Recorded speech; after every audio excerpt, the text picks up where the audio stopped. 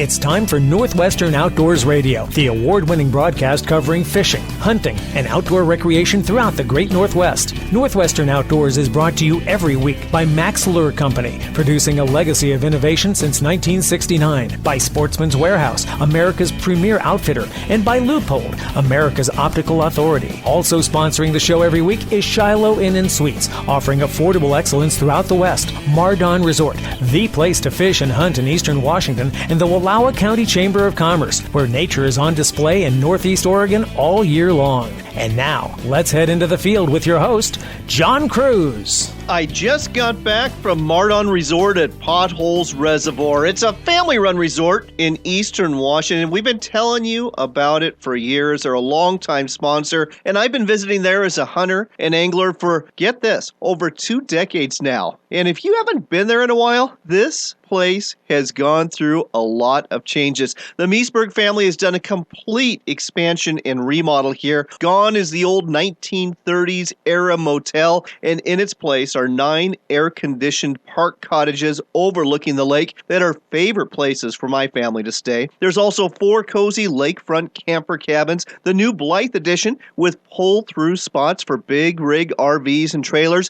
and a complete do-over this spring to the existing RV area that looks simply fantastic. Also provides hookups and water for you while enjoying those beautiful sunsets over this big lake. Throw in the well-stocked store, the Depths restaurant and lounge that serves up a great dish. And by the way, you've got to try the steak and Parmesan flatbread, and a huge modern marina that offers not only good places to tie up your boat, but also a wonderful place to take the kids fishing or just go fishing yourself. And throw that all together, and you've got a great resort you need to visit or come back to visit if you haven't been there for a while. This week on the show, we'll be talking to Mike Meisberg about the good old days that are here again for anglers at Potholes Reservoir and some of the reasons why this fishing renaissance is taking place here. We'll also be talking to Shelby Ross. He's a Max Lure Pro Guide who is the owner of Ross Outdoor Adventures, and he guides full-time at Potholes Reservoir. Shelby's going to help you break down the smallmouth, largemouth,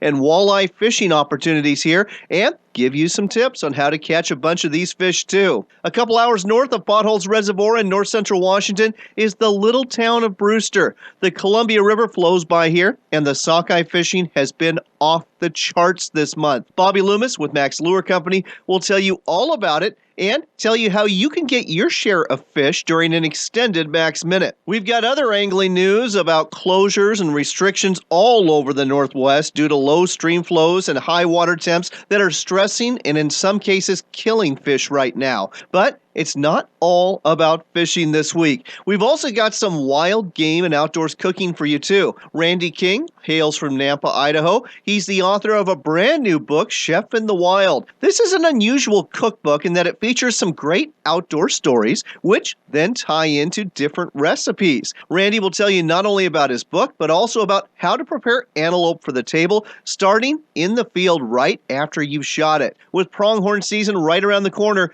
you won't want to miss this. But before we get any further into our broadcast, David Sparks joins us again with another edition of Sportsman Spotlight, courtesy of the Northwest Ag Information Network. This week, with the upcoming big game hunting season in mind, the topic is long-range shooting. Firearms and shooting expert Gene Kelly gives us very valuable advice about our firearms. David Sparks with Sportsman Spotlight. One of the things I really enjoy is long-range shooting with a rifle. It's very challenging. You need to know how to gauge the wind. You have to understand the ballistics of your particular cartridge in your particular gun. So all of a sudden, when you see people that chronograph a rifle round and understand what the velocity is of that particular cartridge in that particular rifle, why it matters. When you're shooting at ranges of hundreds and hundreds of yards, and I've taken game at well over 400 yards out to as far as 600 plus yards. I've done practice shooting courses up to 1,000 yards. And when you're dinging steel, and we're talking 10-inch steel, like I was just up in Wyoming at a course, and we're shooting 10-inch steel squares, that was 930 yards. You really have to understand the ballistics ballistics and the capabilities of your gun. Obviously, I would not encourage someone to take that long a shot on a game animal. You want to make sure that you're going to have a solid kill and a clean kill. But the ability to shoot at those kinds of ranges and understand what's happening ballistically, wind drift, bullet drop, etc., enables you to shoot at shorter distances with greater confidence and greater accuracy, also making sure that you're going to be able to take that trophy of a lifetime, which might be beyond the capabilities of a normal shooter. Sound advice. We help those who produce the food and fiber that supports not only our area here, but throughout the nation, throughout the world. Lance Zollinger, Northwest Farm Credit Services Regional Vice President. But we also are very interested in making sure that these products and services get to those who need them. Unfortunately, we have various areas, even in some of the top producing agricultural areas, people still are in situations where they don't have enough to feed their families.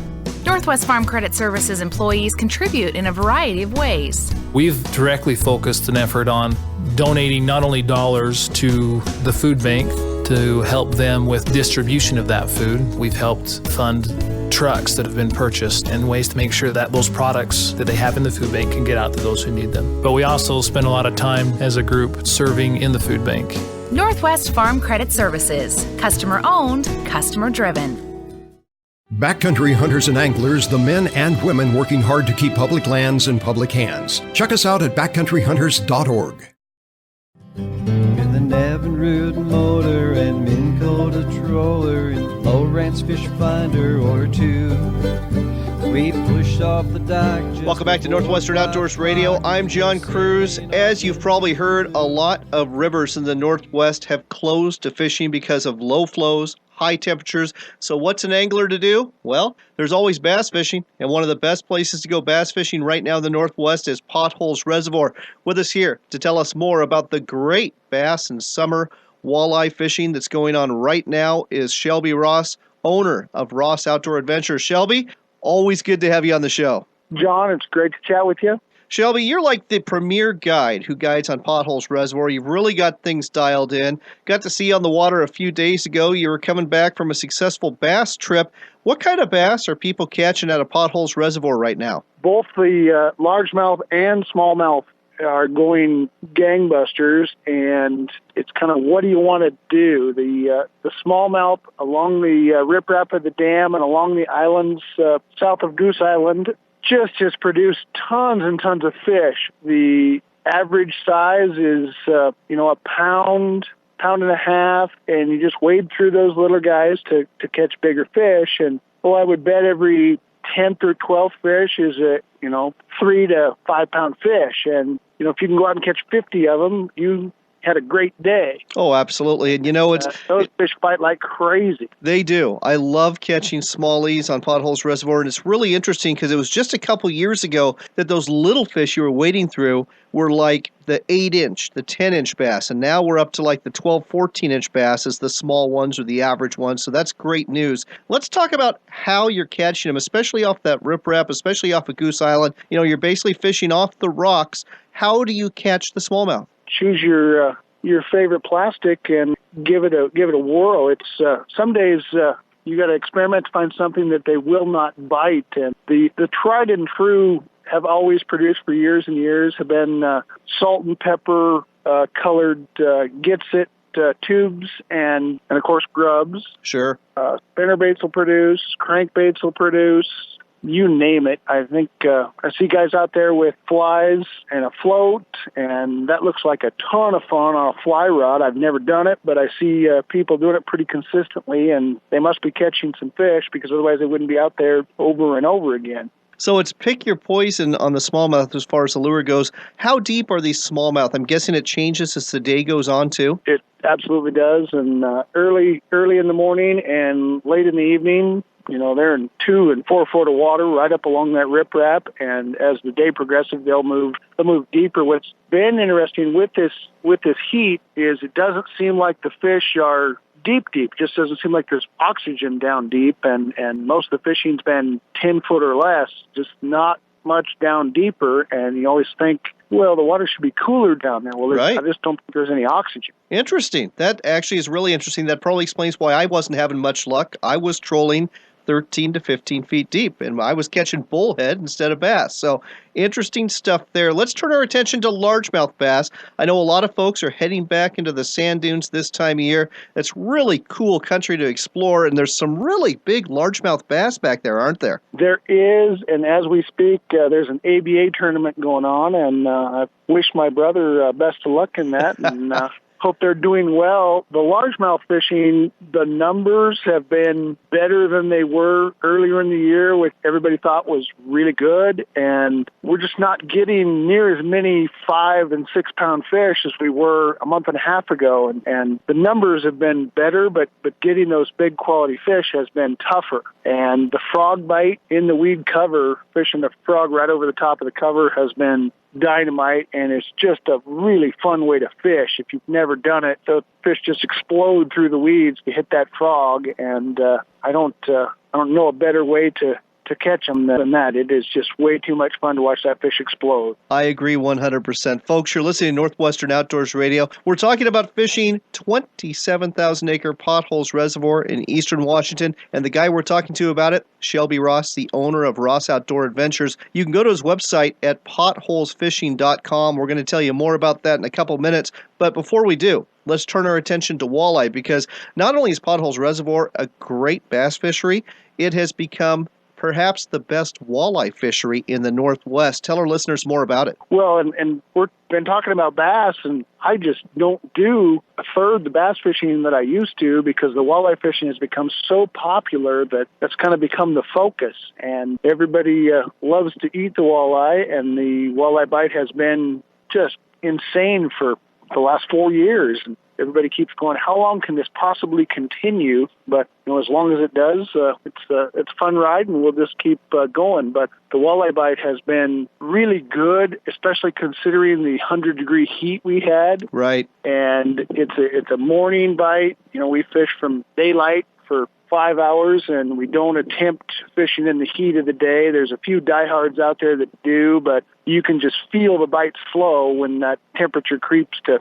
90-plus degrees. So the key is being out there and having the lure in the water right at daylight, and haven't had huge numbers. We've been 10 to 25 fish per morning, which... That ain't bad, Shelby. No, that for the heat we've had, that's fantastic fishing, and lots of 20 to 22-inch fish just under that slot, because you can only have one over 22 inches per person, and we like to let those big breeding females go anyway. Sure. But, as far as taking some fish home, if you can catch a mess of 20 and 21-inch fish, you got a heck of a fish fry. Oh, absolutely. Let's talk about a day on the water with you. What does that look like? You're meeting usually at Mardon Resort, I presume, and launching from there? Absolutely. We launch at the marina at Mardon, and lately we've been taking off right at daylight about 5 a.m., and a half-day trip is 5 hours, and we go out there and do everything possible to put a bunch of fish in the boat, and a bunch of other species are kind of the bonus this time of year, and that'll continue all the way through the fall. Lots of perch, and the perch are just insane in size. Oh, yeah. And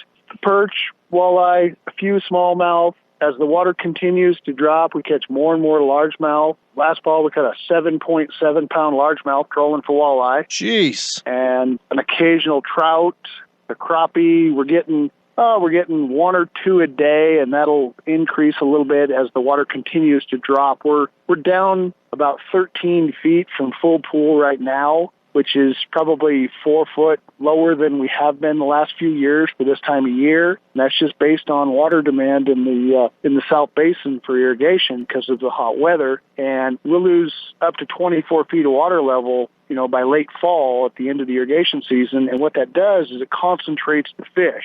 Right. And so the fall bite, I tell people, if it was my nickel, that's when I would be here. And, September and early October, well, traditionally people are thinking about salmon, and it's a great time to come catch a mess of walleye. And last year we were 24 and 32 fish limits in 2 hours.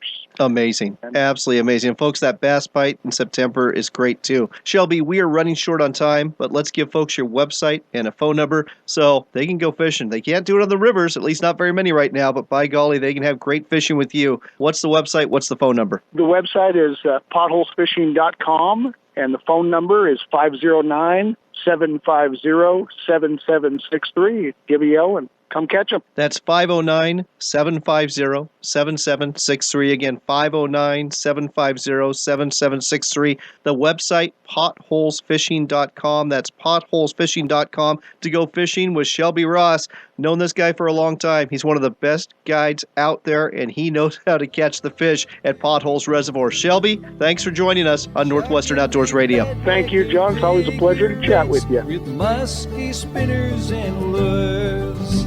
Oh, honey, I love you, and that's not a lie. Musky guides all tell the truth. This must be the reason why I miss fishing more than I miss you. We're talking to Mike Meisberg again at Mardon Resort at Eastern Washington's huge Potholes Reservoir. Mike, why is your resort so popular every summer? Fun in the sun, in a beautiful warm camping area, swimming area, fishing for all kinds of fish, especially topwater bass fishing. We are just scratching the surface as to why you'll want to head there this summer. Find out more at mardonresort.com. That's Mardon Resort, where the fish bite, but we don't. Do you want to go fishing with an actual legend? I'm Ed Iman, and I'd like to take you fishing on the mighty Columbia River. That's Ed Iman. Give him a call at 541-298-3753. 541-298-3753. Go fishing with Ed at 541-298-3753. We're back with John Cruz on Northwestern Outdoors Radio. It's time for another Max Minute. Fish on! Brought to you every week by Max Lure Company. With us here this week is Bobby Loomis with Max Lure Company. We're actually broadcasting from the Brewster Pool of the Columbia River. It's in north central Washington, and this is ground zero for the sockeye bite. How are they doing it? Everybody's predominantly trolling up here. They're trolling up here off the mouth of the Okanagan up at Brewster, predominantly with downriggers and fishing like a Max Lure Double D Dodger, Max Lure Sockeye Squidder, tipped with coon shrimp, and they're going to fish anywhere from 10 feet down to 35 feet. Now, these sockeye, they're really tasty fish, but they're not really big. They're light biters, and it's not uncommon to lose a lot of them like we did today. We actually had 12 hookups, ended up with 4 fish in the boat, and that's mainly because of barbless hooks and light bites, isn't it? Yeah, they were biting very, very light. As you saw, most of those fish were hooked right up, barely up in the front of the mouth, so they're barely biting the stuff, number one, and number two, with the barbless hooks, any type of slack that's thrown in the line, just trying to hand a rod off to somebody, as you saw, we lost a lot of fish. Well, we weren't the only ones. That was actually the norm up here. So expect to have a lot of hookups, but your hookup to catch ratio might be a little bit lower than you're used to. One other thing I want to talk about here is the distance between the sockeye rig and the flasher. You know, I'm used to seeing like 3 to 4 foot leaders, and that's not what we saw today. No, this is like kokanee fishing. Kokanee is a landlocked sockeye. They like to have that movement on the bait they are hitting. It's triggering them to do something, so the more movement you've got on that bait, the better off you are. The way you get that movement is by going to a short leader, allowing the dodger to move the bait back and forth. We are out of time, but one more thing I've got to ask you. How long do you expect this fishery to be hot up here on the upper Columbia River for sockeye? This fishery will be good all the way up through mid-August. There you go, folks. It's the upper Columbia River. It's the place to go for sockeye fishing right now. Go ahead and get what you need at your local sporting goods store and at maxlure.com. Hot summer nights mean hot morning fishing for sockeye here in the Northwest, and Max Lure Company has got what you need to catch a limit with the Double D Dodger and 2 great sockeye rigs. The Double D Dodger has a unique fast, slow action and can be fished away from the boat without a side planer. The Cha-Cha Sockeye Rig and Double Whammy Sockeye Pro both feature a patented smile blade and 2 stout red hooks that won't let go of that salmon when it bites. Max Lure Company, getting you into the sockeye this summer. Looking for the ultimate cooking machine for your backyard or patio? Look no further than Camp Chef's new pellet grill and smoker. With user-friendly features like an auto ignition, digital readouts, and internal meat temperature sensors, it's easy to smoke the tastiest salmon, ribs, brisket, and turkey you'll ever eat. And an innovative system makes cleanup a snap. Everyone will want the food you're cooking on your Camp Chef pellet grill and smoker. The quality smoker that's second to none. Find out more at campchef.com. Camp Chef, the way to cook outdoors. Backcountry Hunters and Anglers, a nationwide group working to keep public lands in public hands so future generations can enjoy what we enjoy. Join the group that makes a difference. Check us out at backcountryhunters.org.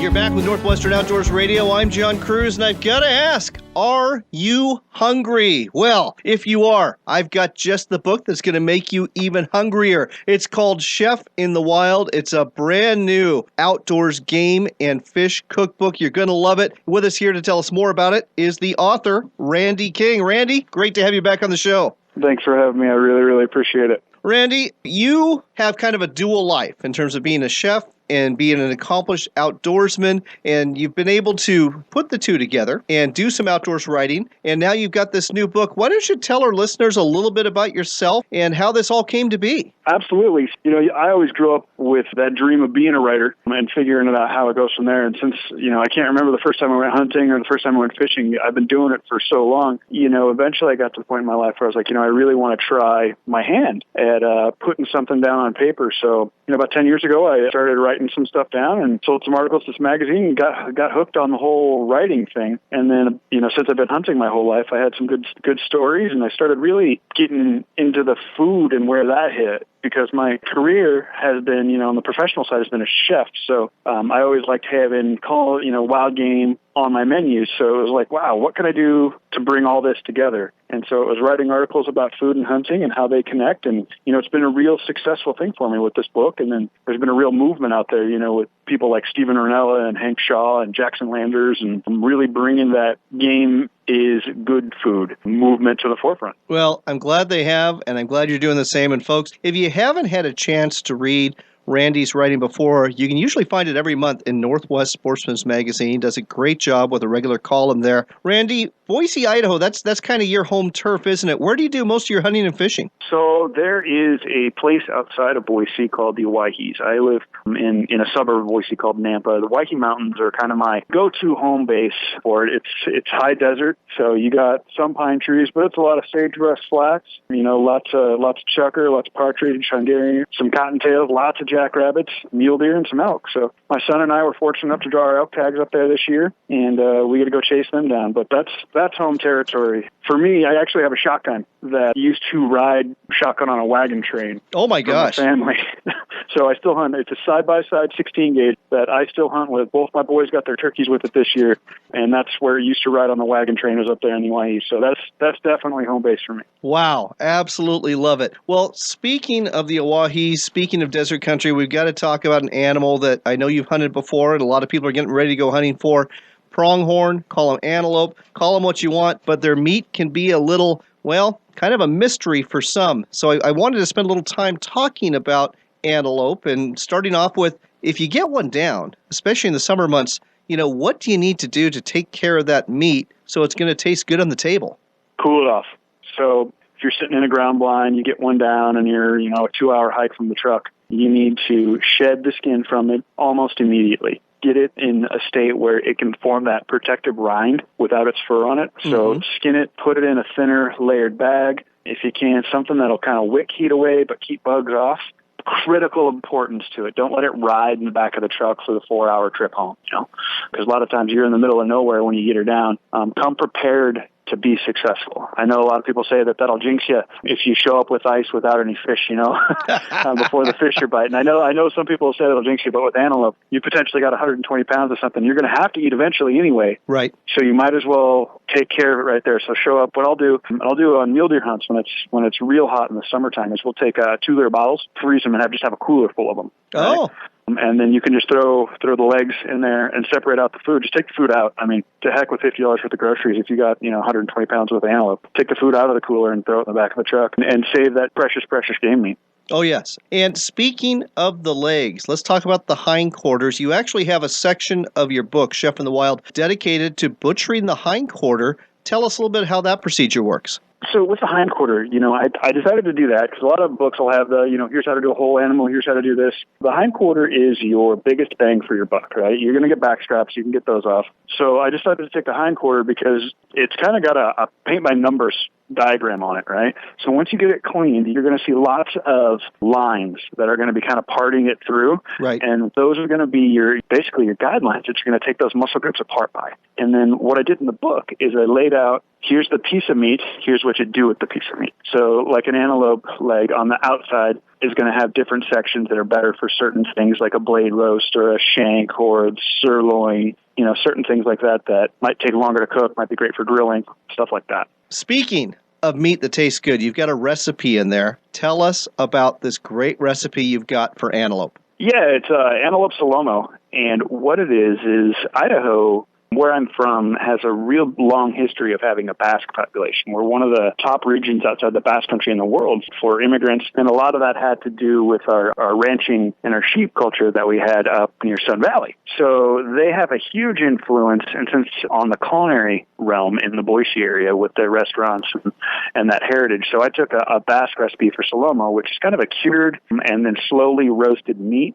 And I made a sandwich recipe out of it because, as much as we'd all like the fancy stuff, sometimes, making just a good sandwich is what a hunter wants to do with this food. I know certainly that's how I, sandwiches more than I do 10-course dinners, hands down. Oh, yeah. So I took the antelope and I rubbed it down with kind of those Basque flavors, the garlic, the olive oil, lots of paprika, and then you've got some of the other things like pimentos that are really great and culturally significant parts of the Basque style of cooking. And then you rub that down and you cure it for a couple days in that, and then you slow roast it, and it just turns into this dynamite flavored thing.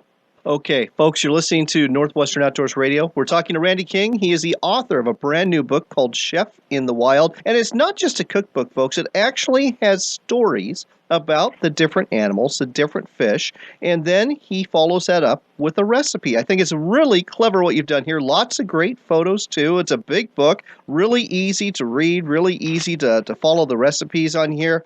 Let me ask you about a fish recipe, and we're running short on time, so really quick here. Wild onion and mustard trout sounds really easy and sounds perfect for the guy that's hiking in the backcountry or just maybe caught some fish and wants to cook them up over the Coleman stove. For sure. So that one is a recipe of desperation, one might call it. I remember very, very well coming back from, I attended the University of Idaho, which angsts me to this day being a Bronco. And I was coming down the hill from Riggins, Idaho, and I found a patch of wild onions, caught 2 trout, and found some mustard packets in the cab of my truck. And I put those together, and it was remarkably delicious. So I knew at the time, because I'd been a cook, that the classic combinations of onion and mustard on trout it goes back to the 1600s with the French. So it's a real classic combination, but it's super duper simple at the same time. So just throw a couple mustard packets, leave them in your backpack while you're up there hiking, and then forage around for some wild onions. You should be able to tell them by the smell if you walk over a patch on the way in or something like that. But they're super easy and it's super delicious. Sounds fantastic. And those are just 2 of the many recipes you're going to find in this book, Chef in the Wild. We are out of time, but where can folks find this book, Chef in the Wild, by you, Randy King? For sure. So the best place that they can find it is on caxtonpress.com or on Amazon. And then since it's only been out for a few weeks, you're going to be seeing it more and more at your local booksellers as well. All right. That's caxtonpress.com. Caxton spelled Caxton press.com. Or just go to Amazon.com, type in Chef in the Wild. The author is Randy King. Check this book out. You are going to love it. And oh, by the way, we're going to be giving away one of these books during our Christmas gift giveaway show in a couple of months. Randy, thanks for dropping by. Congratulations on the book, and looking forward to seeing you in the field. All right. Thank you much, sir. I appreciate your time and putting me on the radio show.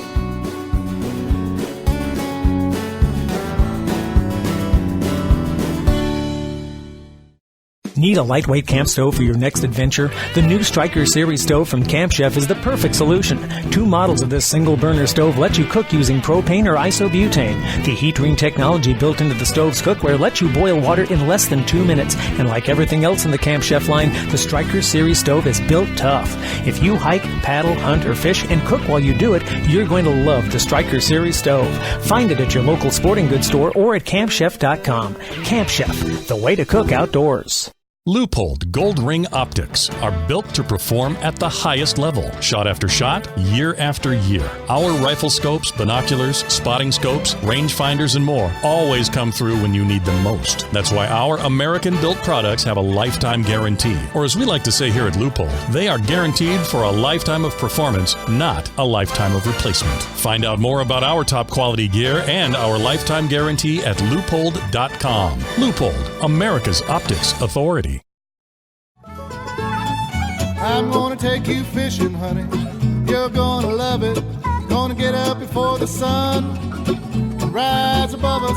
Got a bamboo pole and a leaky boat. Welcome back to Northwestern Outdoors Radio. I'm John Cruz. It's time again for news and reports from the field, brought to you every week by Mardon Resort at Eastern Washington's Potholes Reservoir. Now, usually we'll share a report that's been emailed to us from Mardon, but this week we have El Jefe, the big boss, the big man, Mike Meisberg himself, co-owner of Mardon Resort, with us. Mike, welcome back to the show. Thank you, John. You know, we've really had a wonderful year, and I have a hard time being objective talking about this, but in a land far away, a time long forgotten, before Mount St. Helens, Potholes Reservoir had no limits on bass, there were no bass tournaments, and people caught bass by the gunny sack on water dogs. And many of you listeners may have a grandfather that enjoyed those times. Then Mount St. Helens covered the floor of this reservoir with 4 inches of volcanic ash, disallowing spawning behavior for many years. And now, with Mother Nature's cleansing of the reservoir, with the rising and lowering of 20 feet, and with some other factors like high water until the end of June because of increased irrigation demand in our farming community, plus at low water, when the bottom of the reservoir looks like a moonscape, there's no sanctuary for the prey species to hide from predators. And so in 2005 June, we began legally proving on our underwater habitat restoration project on Potholes Reservoir, and baby, the fish are back. People are limiting on perch. We've had 14-inch crappie off the dock for 9 weeks. We have not seen that since 1984.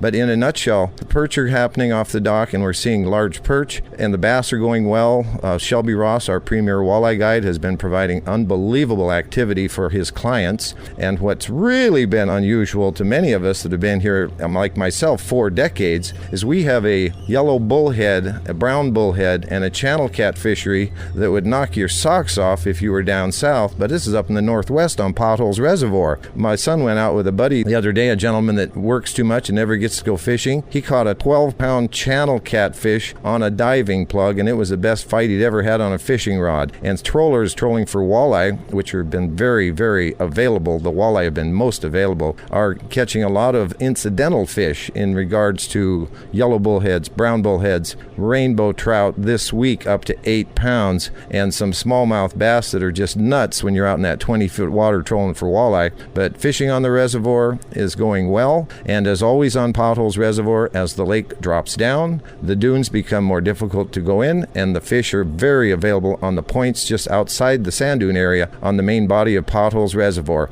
and the best is yet to be. Well, there you go, folks. There's an in-depth fishing report from Mike Meisberg at Mardon Resort. And, folks, I'm here to tell you, I've been here the last 2 days. The good times are back. It's taken 35 years since the mountain blew in 1980, but the good times are back thanks to Mother Nature and some great work done by the Central Washington Fish Advisory Committee that's been putting habitat boxes in this reservoir for years now, and it has paid off. So if you're after bass, the top water bite is hot. If you're after walleye, there's plenty to be found. If you want perch, you can catch them right off the dock, or you can catch them while you're trolling. Same thing for the crappie. They're available right off the dock, up to like 14, 15 inches in size. And I can tell you from personal experience, that bullhead bite and that catfish bite is something else. I've been catching them for 2 days straight, and it is a ton of fun. You can find out more about fishing at Mardon Resort by going to their website at mardonresort.com. That's mardonresort.com, where the fish bite, but we don't. Mike, thanks for telling us all about this on Northwestern Outdoors Radio. John, always a pleasure. And it's time for Grandpa to get the kids out for perch, crappie, and bluegill on Potholes Reservoir. Turning to outdoor news here in the Northwest, fish have been dying in our streams throughout the region. There was a die-off of sturgeon in the Mid-Columbia River near Boardman, Umatilla, the Tri-Cities. 80-plus sturgeon have been found dead. We're not talking the small ones either. We're talking the breeders, 5 to 8 footers. In fact, a guide I know, Bruce Hewitt, reported finding a 12-foot Leviathan dead. What's happening? Doubtless the warm waters, possibly the gorging of the sockeye salmon that is coming up is contributing as well. Either way, it's bad news, and it's not just the sturgeon. There's been a salmon die-off on the John Day River. Salmon have been dying on the Santiam and the Willamette rivers in western Oregon. Thousands of sockeye are milling around the upper Columbia River, unable to migrate up the Wenatchee or Okanagan rivers to their spawning waters, something that spells big trouble for future fisheries a couple years down the line. So, what's being done about this? Well, fisheries managers are doing what they can. They started off by closing the Columbia River above Bonneville Dam for all sturgeon fishing. Definitely a good call. Washington and Oregon have also instituted closures and hoot owl restrictions, joining the state of Montana in that regard. In fact, in Washington, they have closed or restricted fishing on more than 30 rivers throughout this state. Many of these rivers are going to have hoot owl restrictions, where fishing is only allowed between midnight and 2 p.m. Others, though, are closed. A partial list of these closures includes the Touche River, Asotin Creek, the Kettle River, the Wenatchee River, the Icicle Lake Wenatchee, a popular sockeye fishery, the Okanagan River, the Similkameen River, the Teanaway, which is little more than a trickle near Cle Elum right now, the Raging River, the Skykomish, the Wallace, the Stillaguamish, the South Fork of the Nooksack, the Suwaddle River, and the East Fork of the Lewis and the Washougal, all closed, many others subject to hoot owl restrictions. Check the emergency regulations on the Washington Department of Fish and Wildlife website at wdfw.wa for more details. Oregon took this a step further. They've also instituted hoot owl restrictions for trout, salmon, steelhead, and sturgeon, where basically you cannot fish from 2 p.m. until 1 hour before sunrise on any streams at all, except for the Wallowa River above Sunrise Road, the Lostine above Pole Bridge Campground, Prairie Creek, Spring Creek, and a few other streams in the Eagle Cap Wilderness area. The Malheur and its tributaries and the Oahe River below the reservoir are still open, as is the Klamath River. The Deschutes River above Max Canyon, the Metoilius River, the Fall, and the Crooked from the mouth to Bowman Creek and Tumalo Creek are still open, as is the Hood River and its tributaries and the White River and its tributaries. The Mackenzie River remains open, and certain portions of the Willamette too and the South Santiam. Finally, the mainstream Rogue River from Fisher's Ferry upstream to William Jess Dam and all of its tributaries upstream of the William Jess Dam and Lost Creek Reservoir also remain open. But otherwise, it's all under hoot owl restrictions in Oregon State. As we mentioned earlier, Montana has already implemented hoot owl fishing regulations on 13 western Montana streams. And if you're wondering why, it's all meant to reduce impacts on these drought-stressed fish. Basically, low stream flows, high temperatures, stress the fish, and if you go ahead and fish for them, you can kill them. Sometimes, as we mentioned, they're dying even without being fished for. If you choose to fish at this time of year in our streams, you have to do it during the hours that are specified, and you should do the following things. Number one, use barbless hooks. Land fish quickly once they are hooked. Keep those fish in the water as much as possible, and avoid handling them if you can. If you do handle a fish, wet your hands first before touching it, and take care not to touch a fish's gills. All this courtesy of Montana Fish, Wildlife, and Parks. It's rough out there, folks. It's really rough for the fish. Let's go ahead, treat them with respect, and let's go ocean fishing, let's go warm water fishing, but let's give those trout, let's give those salmon, those steelhead a little bit of a break on these stress streams right now. Stick around, because we've got some upcoming events to tell you about, and we've also got our Sportsman's Warehouse Trivia Question of the Week, and this one's not going to be so easy, so stay tuned. We'll be right back with that and more on Northwestern Outdoors Radio. Got a bamboo pole and a leaky boat. It ain't much, but if you bail, it'll float. I'm gonna take you fishing, honey. You're gonna love it. The road is calling you to experience one of Oregon's 7 wonders, the Wallowas. So grab your hiking boots and camera and capture the beauty and grandeur of Northeast Oregon's Wallowa County. Experience nature like never before when you saddle up and ride into the Eagle Cap Wilderness, hike the trails of the Wallowas, hear the wind rush through the bunch grass and view the wildlife of the Zumwalt Prairie, or ride the churning waters of the wild and scenic Wallowa, Snake, and Grand Ronde rivers. This summer, take the road that leads to wonders. It begins at WallowaCountyChamber.com. Leupold Gold Ring Optics are built to perform at the highest level, shot after shot, year after year. Our rifle scopes, binoculars, spotting scopes, rangefinders, and more always come through when you need them most. That's why our American-built products have a lifetime guarantee. Or as we like to say here at Leupold, they are guaranteed for a lifetime of performance, not a lifetime of replacement. Find out more about our top quality gear and our lifetime guarantee at Leupold.com. Leupold, America's optics authority. Shiloh Inn's Affordable Excellence. Welcome to Shiloh Inn's 4-star accommodations at 2-star affordable prices. I'm Mark Hemstreet, owner of Shiloh Inns. I personally invite you to enjoy Shiloh Inn's deluxe smoke-free suites, then relax and enjoy our spacious pools and spas with steam and sauna rooms and fully equipped fitness centers. And Shiloh's 4-star treatment is even more affordable with more free amenities than most other hotel chains, like free high-speed internet to a free continental delicious breakfast or full hot breakfast at most Shiloh Inns. Even the kids stay free. And smoke-free Shiloh Inns are all dog-friendly. That's what we mean by 4-star accommodations at 2-star affordable prices. For reservations, call 1-800-222-2244 or visit our website at shilohinns.com. Shiloh Inns, affordable excellence. American family-owned and proud of it. It doesn't matter what sort of adventure you're after. Whether it's big game deep in the backcountry, a day of fishing out on the water, or an overnight in the great outdoors.